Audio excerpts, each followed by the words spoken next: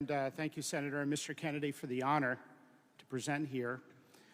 I'm trained in gastrointestinal surgery. My group at Johns Hopkins does more pancreatic cancer surgery than any hospital in the United States.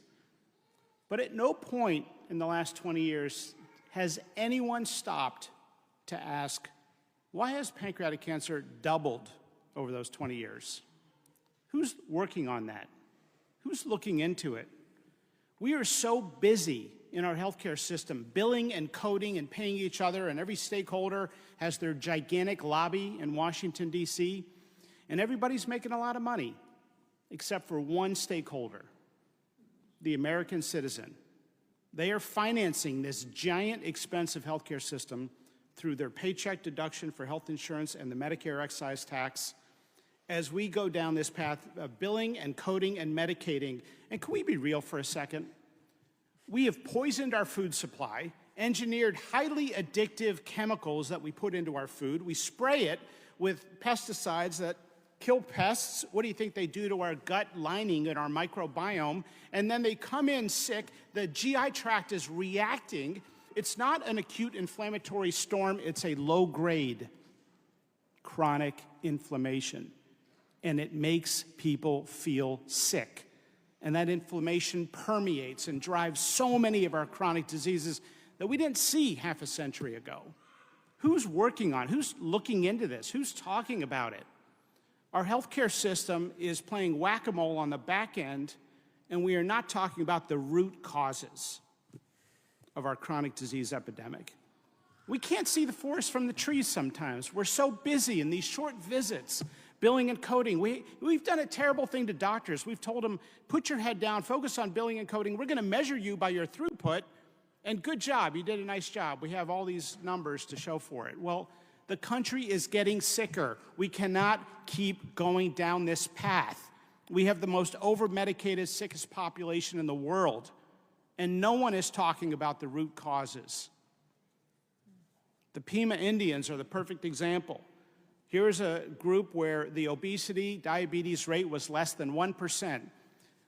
The land in New Mexico and Arizona had its river supply diverted by ranchers and settlers, and the land and the soil was destroyed. The government, recognizing this tremendous injustice, started to send free government food, but it wasn't organic kale and fruits and vegetables. It was processed and junk food. Instantly, the Pima Indians developed an obesity, diabetes rate of 90%. And what did the United States government do? What did our healthcare system do?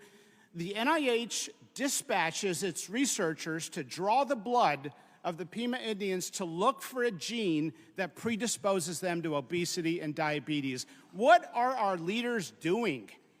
The H in NIH is supposed to stand for health. Where are they spending their money? On food as medicine and looking at the estrogen-binding properties of pesticides that are driving our fertility rates down? They're funding research in Wuhan, China, and they're funding research on a new food compass to replace the misinformation they put out with the food pyramid, telling us Lucky Charms is healthier than steak. Somebody has got to speak up. Maybe we need to talk about school lunch programs, not just putting every kid on obesity drugs like Ozempic. Maybe we need to talk about treating diabetes with cooking classes, not just throwing insulin at everybody. Maybe we need to talk about environmental exposures that cause cancer, not just the chemo to treat it.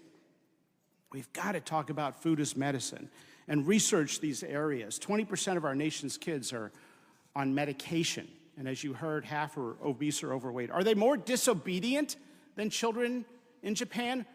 Or have we poisoned the food supply? Is this a chronic disease epidemic that has been a direct result of what adults have done to children? We like to blame people for their diseases, but maybe we need to look inward. We see all these shiny objects thrown at us. Politicians talk about, oh, we've got a new healthcare proposal. Medicare can now negotiate the prices of 10 generic drugs. Don't be fooled. These are things in the periphery. It's not to say they don't have merits, But the proposed program savings in year one, by their own description, is $6 billion. In a $4.5 trillion economy that's expanding at 8% per year in the commercial sector, that's a $200 billion expansion. We save $6 billion. The best way to lower drug costs in the United States are to stop taking drugs we don't need.